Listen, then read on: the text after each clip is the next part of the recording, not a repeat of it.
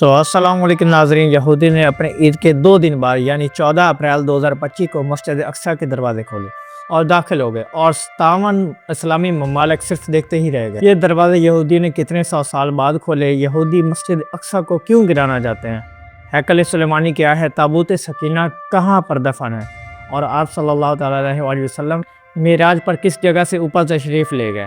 بنی اسرائیل کس نبی کی قوم ہے؟ یہ تمام معلومات آج کے ہم اس ویڈیو میں آپ سے شیئر کریں گے۔ آج کی ویڈیو انتہائی اہم ہے، اس لیے ویڈیو کو آخر تک ضرور دیکھیں، اور تمام دوستوں سے گزارش ہے کہ ہمارے چینل کو سبسکرائب ضرور کریں۔ تو چلیے ویڈیو کو آغاز کرتے ہیں۔ ناظرین، بہت ہی زیادہ دل خون کے عنصرت ہے، لیکن آج چند روز قبل اسرائیل نے ایک ایسی ہی AI ویڈیو بنا کر پبلش کی جس سے پوری دنیا چونک اٹھی ہے۔ اس ویڈیو میں بیت المقدس اور مسجد اقصی کو مٹا کر ہیکل سلیمانی بنایا گیا ہے۔ یہ بات بھی بالکل سچ ہے کہ ایک دفعہ دوبارہ ہیکل سلیمانی بنے گا۔ یہودیوں کا ترک علاقوں، شام، مصر کے علاقوں میں، لبنان اور عرب کے بے شمار علاقوں پر قبضہ بھی ہوگا، اور یہ وقت زیادہ دور نہیں ہے۔ یروشلم، جہاں مسجد اقصی اور بیت المقدس موجود ہیں، یہ شہر مسلمان، عیسائیوں اور یہودیوں تینوں کے نزدیک انتہائی اہم ہے۔ یہ شہر تینوں کے نزدیک کیوں اہم ہے، یہ میں آپ کو آگے چل کر بتاتا ہوں۔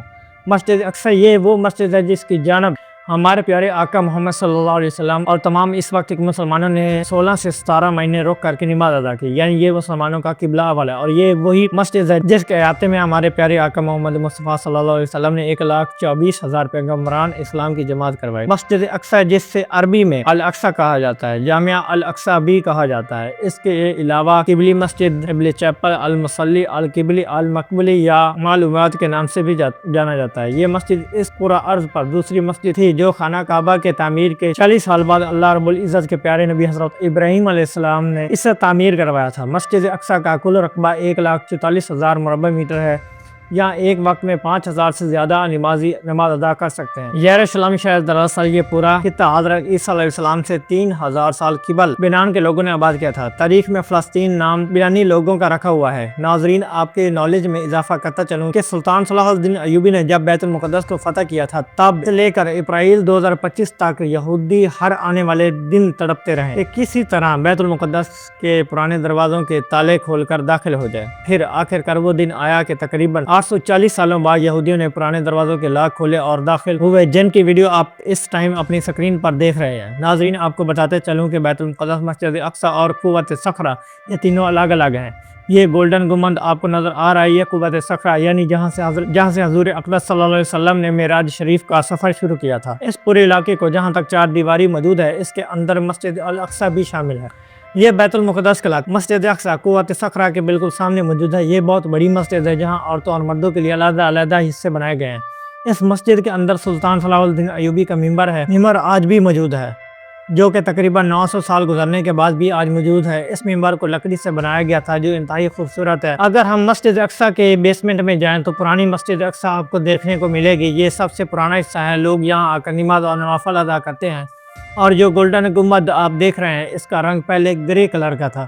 یہ عبد المالک بن مروان نے بنوایا تھا، جو مدینہ سعودی عربیہ میں 646 AD میں پیدا ہوئے اور 705 AD یعنی 59 سال کی عمر میں وفات پا گئے۔ اس وقت یہ گنبد گرے رنگ کا تھا۔ اردن کے بادشاہ شاہ حسین نے 200 کلو سونے کو اس گنبد پر چڑھایا تھا۔ اس گنبد کے اندر وہ مبارک چٹان بھی موجود ہے جس پر حضور اکرم صلی اللہ علیہ وسلم نے اپنے قدم مبارک رکھ کر معراج شریف کا سفر کیا تھا۔ اس احاطے میں وہ جگہ بھی موجود ہے جہاں آپ صلی اللہ علیہ وسلم نے کم و بیش 1,24,000 پیغمبران اسلام کی امامت کروائی۔ یہاں امامت کروانے کے بعد آپ قوت صخرہ کی چٹان پر تشریف لے گئے۔ قوت صخرہ کے اندر 3 مصلے بنے ہوئے تھے، جن میں ایک مصلی حضرت ابراہیم علیہ السلام کا، دوسرا حضرت داؤد علیہ السلام کا، اور تیسرا مصلی حضرت محمد مصطفیٰ صلی اللہ علیہ وسلم کا تھا، اور آج بھی موجود ہے۔ اگر ہم تابوت سکینہ کی بات کریں تو یہودیوں کے مطابق تابوت سکینہ اس چٹان کے نیچے دفن ہے جہاں سے حضور اکرم صلی اللہ علیہ وسلم معراج پر تشریف لے گئے تھے۔ ان کا ماننا ہے کہ حضرت ابراہیم علیہ السلام حضرت اسحاق علیہ السلام کی قربانی کے لیے اس چٹان پر تشریف لے کر آئے تھے۔ تابوت سکینہ کے اندر کیا ہے؟ دراصل تابوت سکینہ کے اندر سب سے بڑی بات حضرت سلیمان علیہ السلام کی انگوٹھی اور اس کے علاوہ وہ بے شمار چیزیں موجود ہیں جو کہ یہودیوں کے لیے انتہائی اہم اور خاص ہیں۔ یہودیوں کو یہ بھی کہنا ہے کہ ان کا مسیح آئے گا اور اسی چٹان کے اوپر قربانی کرے گا۔ ہیکل سلیمانی کیا ہے؟ ہیکل سلیمانی وہ ٹیمپل تھا جو کہ حضرت سلیمان علیہ السلام نے تعمیر کروایا تھا، جس کے بعد میں عراق کے بادشاہ وقت نسل نے جلا دیا تھا، جس کے صرف ایک ہی دیوار بچی ہے، جس کو دیوار گریا کہا جاتا ہے، جہاں پر یہودی سر رکھ کر عبادت کرتے ہیں۔ یہ اس لیے ہیکل سلیمانی کی ایک دیوار مانی جاتی ہے۔ اس پورے ایریے کے 9 گیٹ ہیں۔ سب سے خوبصورت گیٹ دمشق گیٹ ہے جس کے چاروں اطراف میں دیواریں موجود ہیں۔ اس پرانے شہر بھی کہا جاتا ہے۔ ناظرین، اگر ہم تھوڑی سی تاریخ پر نظر ڈالیں تو حضرت ابراہیم علیہ السلام کے 2 بیٹے تھے۔ ایک حضرت اسماعیل علیہ السلام تھا اور دوسرا حضرت اسحاق علیہ السلام تھے۔ حضرت ابراہیم علیہ السلام نے حضرت اسماعیل علیہ السلام کے ساتھ مل کر خانہ کعبہ کی تعمیر کی اور دوسرے بیٹے اسحاق علیہ السلام کے ساتھ مل کر مسجد اقصی کی تعمیر کی۔ حضرت اسماعیل علیہ السلام کی اولاد مسلمان بنی اور حضرت اسحاق علیہ السلام کی اولاد یہودی کہلائے۔ حضرت اسحاق علیہ السلام نے بیت المقدس کو سنبھال لیا۔ پھر آگے حضرت اسحاق علیہ السلام کے بیٹے نے حضرت یعقوب علیہ السلام کے پاس نبوت آئی، جن کے 12 بیٹے تھے، جن میں سے حضرت یوسف علیہ السلام کو اللہ تعالیٰ نے نبوت عطا کی۔ پھر حضرت یوسف علیہ السلام مصر میں ہی آباد رہے۔ حضرت یوسف علیہ السلام کے بعد حضرت موسیٰ علیہ السلام نبی بن کر آئے۔ حضرت موسیٰ علیہ السلام نے اپنی قوم کو اللہ کے حکم سے فرعون کے ظلم و ستم سے بچا اور فلسطین کے سرزمین پر لے آئے۔ یوں بنے اسرائیل فلسطین میں آباد ہوئے۔ پھر داؤد علیہ السلام کا دور آیا، جنہوں نے دوبارہ سے مسجد اقصی کی تعمیر کا کام شروع کیا، لیکن یہ کام مکمل نہ ہو سکا۔ حضرت داؤد علیہ السلام کے بعد ان کے بیٹے حضرت سلیمان علیہ السلام نے اس ذمہ داری کو بخوبی نبھایا اور مسجد اقصی کا کام کو مکمل کیا، اور حضرت سلیمان علیہ السلام کے دور میں ہی ہیکل سلیمانی بھی بنا، جہاں پر حضرت سلیمان علیہ السلام اور ان کے قوم عبادت کیا کرتی تھی۔ اس سے ہیکل سلیمانی کو بخت نسل بادشاہ نے آگ لگا کر تباہ کر دیا تھا۔ ناظرین، 587 BC میں عراق کے بادشاہ نے بیت المقدس پر حملہ کیا اور ہر طرف تباہی تھی۔ اس بادشاہ کا نام بخت نسل تھا۔ کچھ عرصے بعد ایران نے بیت المقدس کو فتح کر لیا۔ عیسیٰ علیہ السلام بھی اسی شہر میں پیدا ہوئے۔ حضرت مریم علیہ السلام بھی اسی شہر میں رہتے تھے۔ اسی وجہ سے یروشلم عیسائیوں کے نزدیک بہت ہی اہم ہے۔ اللہ رب العزت کی ذات نے جب حضرت عیسیٰ علیہ السلام کو آسمانوں پر اٹھا لیا، اس کے 70 سال بعد رومیوں نے مسجد اقصی پر حملہ کر دیا اور کافی زیادہ نقصان بھی کیا۔ مسلمان پہلے اس مسجد اقصی کی طرف رخ کر کے نماز پڑھتے تھے، لیکن بعد میں اللہ تعالیٰ کے حکم سے مسلمانوں کا قبلہ خانہ کعبہ کو بنا دیا گیا۔ اس کے باوجود مسلمان مسجد اقصی کا رتبہ ویسے ہی برقرار رکھتے ہیں جو پہلے تھا۔ حضور اکرم صلی اللہ علیہ وسلم کی اس دنیا سے تشریف لائے جانے کے بعد حضرت عمر فاروق رضی اللہ تعالیٰ عنہ کا دور حکومت آیا، جس میں آپ رضی اللہ تعالیٰ نے مسجد اقصی کو دوبارہ سے فتح کیا۔ اس کے بعد عبد المالک بن مروان کی حکومت میں گفت صخرہ کی تعمیر کی گئی۔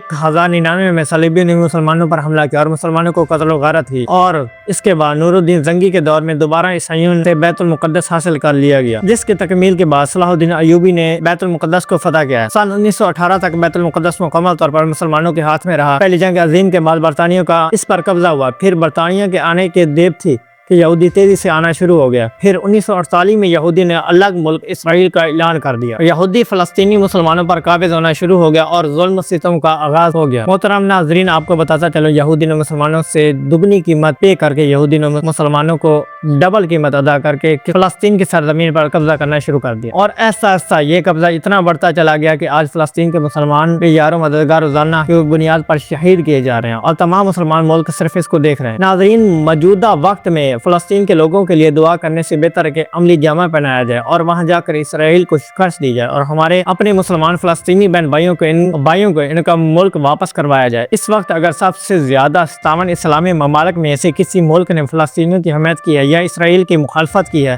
تو وہ ہے ایران کے بعد یمن۔ اللہ رب العزت کے ذات تمام فلسطینی مسلمان بہن بھائیوں کے ساتھ ساتھ ایرانی اور یمن کو بھی اپنے حفظ و امان میں رکھے، آمین ثم آمین۔ تو ناظرین، یہ تھی ہماری آج کی مسجد اقصی کے اوپر ایک چھوٹی سی ڈاکومنٹری۔